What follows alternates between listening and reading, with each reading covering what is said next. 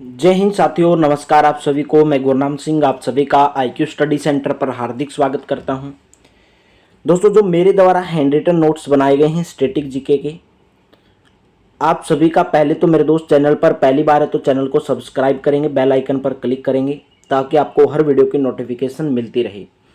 तो आज मैं आपको मेरे हैंड रिटन नोट्स जो बनाए गए हैं मेरे द्वारा स्टैटिक जीके के, यही नोट्स पढ़कर मैंने मेरे दोस्त SSC MTS LDC और CGL परी के एग्ज़ाम निकाले हैं और मैं अभी मेरे दोस्त सिलेक्टेड हूँ इंडियन नेवी के अंदर। तो क्लास 1 आज से हम स्टार्ट कर रहे हैं और डेली क्लासेज आपको देखने को मिलेंगी।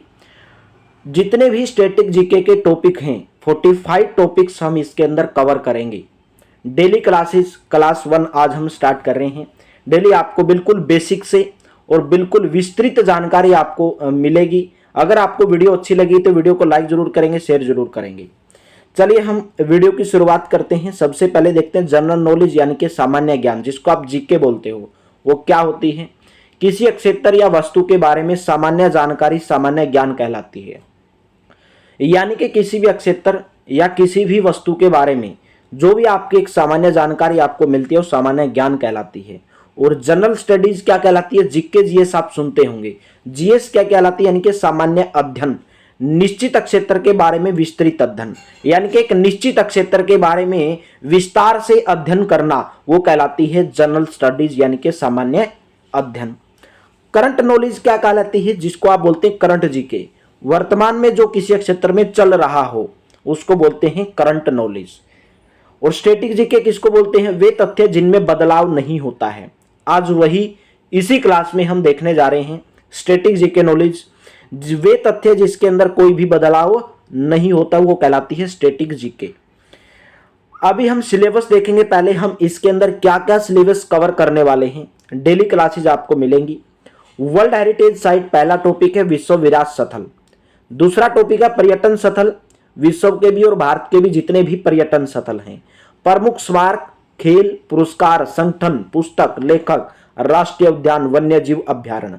परिवहन के अंदर हम विश्व के भी परिवहन और भारत के भी परिवहन टॉपिक कवर करेंगे। जितनी भी प्रमुख नदी हैं, प्रमुख बांध हैं, जितने भी प्रमुख राष्ट्रपति, मुख्यमंत्री, न्यायाधीश, गवर्नर जनरल, प्रधानमंत्री, सभी के सभी हम टॉपिक कवर करेंगे।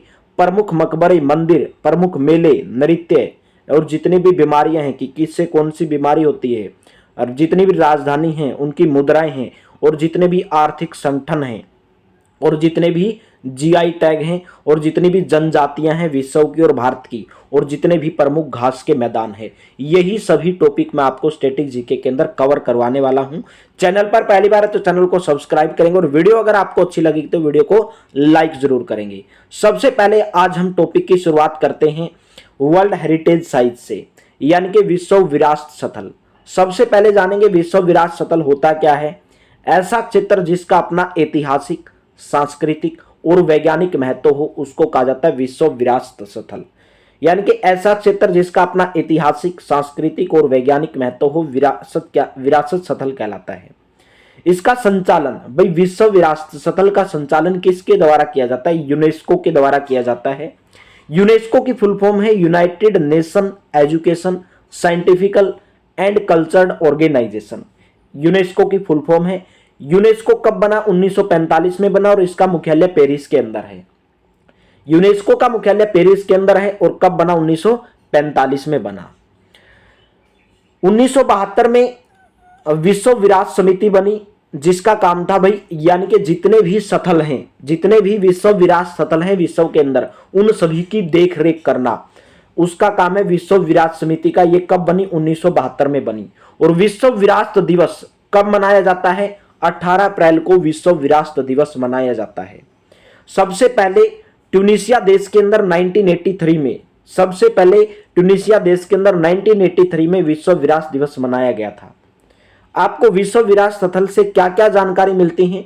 स्थानीय संसाधन की जानकारी मिलती है, कला संस्कृति के बारे में जानकारी मिलती है, प्रकृति और मानव के मध्य संबंध की जानकारी मिलती है, पर्यटन को बढ़ावा मिलता है विश्व विरासत स्थल से।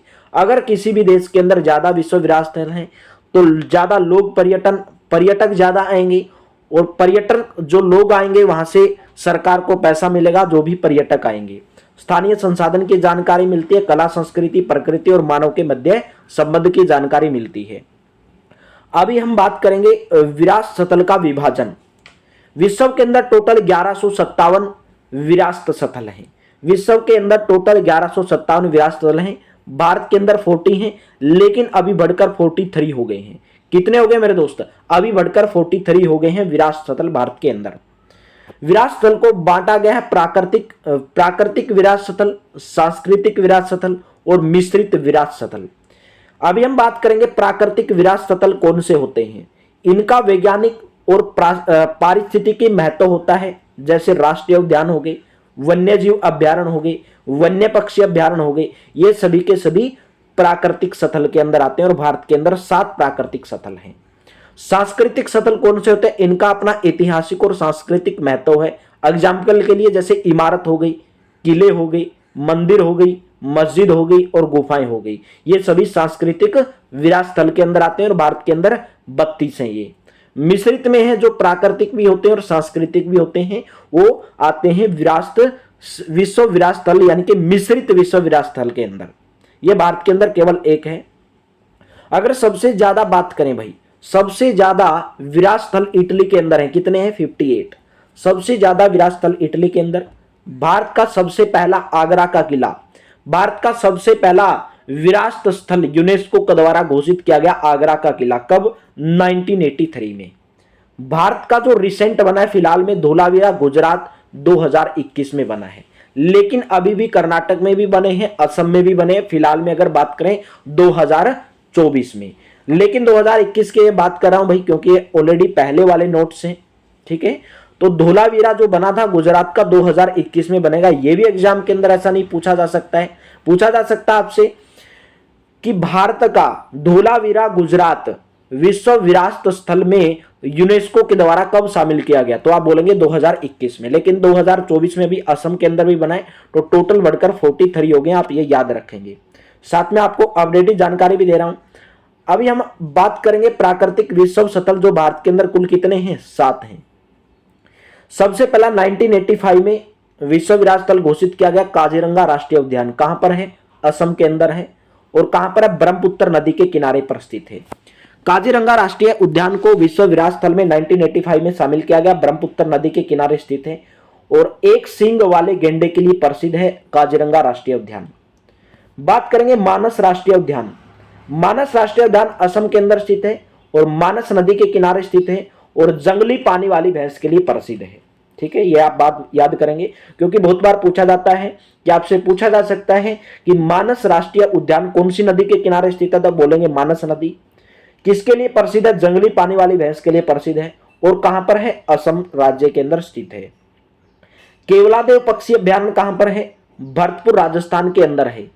और फ्लेमिंगो पक्षी के लिए प्रसिद्ध है। फ्लेमिंगो पक्षी होते हैं प्रवासी पक्षी। और कहां पर है? गंभीर नदी के किनारे स्थित है। गंभीर नदी के किनारे स्थित है केवलादेव पक्षी अभ्यारण्य, भरतपुर राजस्थान के अंदर है।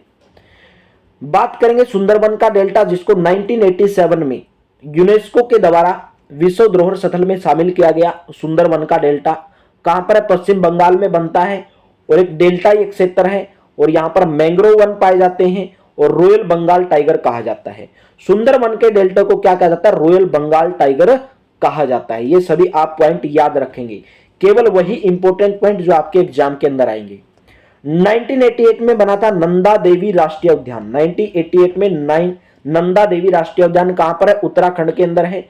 और कहां पर है? ऋषि गंगा का अक्षेत्र है नंदा देवी राष्ट्रीय उद्यान। और किसके लिए प्रसिद्ध है? स्नो लेपर्ड यानी कि हिम तेंदुए के लिए प्रसिद्ध है। नंदा देवी राष्ट्रीय उद्यान हिम तेंदुए के लिए प्रसिद्ध है। बात करेंगे पश्चिमी घाट, जो 2012 में इसको धरोहर स्थल के अंदर शामिल किया गया। यहां सबसे अधिक जैव विविधता पाई जाती है।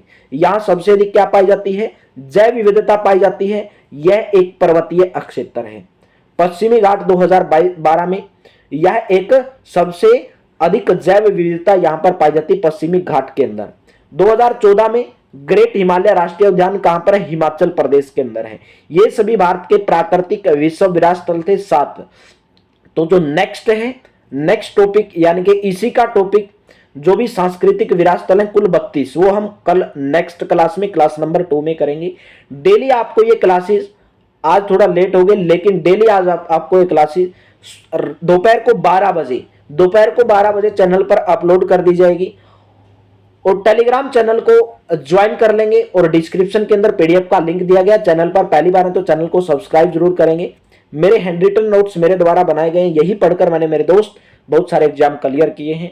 मेरे पास सभी नोट्स हैं, स्टैटिक जीके के हैं, ज्योग्राफी के हैं, हिस्ट्री के हैं, इकोनॉमिक्स के हैं, साइंस के हैं। अगर किसी भी स्टूडेंट को चाहिए तो इंस्टाग्राम का लिंक डिस्क्रिप्शन के अंदर दिया गया, आप मेरे को डायरेक्ट मैसेज करेंगे, मैं आपको वहां पर नोट प्रोवाइड्स करवा दूंगा और डेली क्लासेज आपको मिलेंगी। आज हमारा क्लास नंबर 1 था, आज हमारी क्लास नंबर 1 के अंदर यही था। तो जो नेक्स्ट स्टेज हम करेंगे क्लास नंबर 2 के अंदर टोटल आपको टॉपिक कवर करवाऊंगा। अगर क्लास बेहतर लगी है, अच्छी लगी है, चैनल को सब्सक्राइब जरूर करेंगे। चैनल पर पहली बार है तो बेल आइकन पर क्लिक करेंगे मेरे दोस्त। थैंक यू दोस्तों, हैव ए नाइस डे।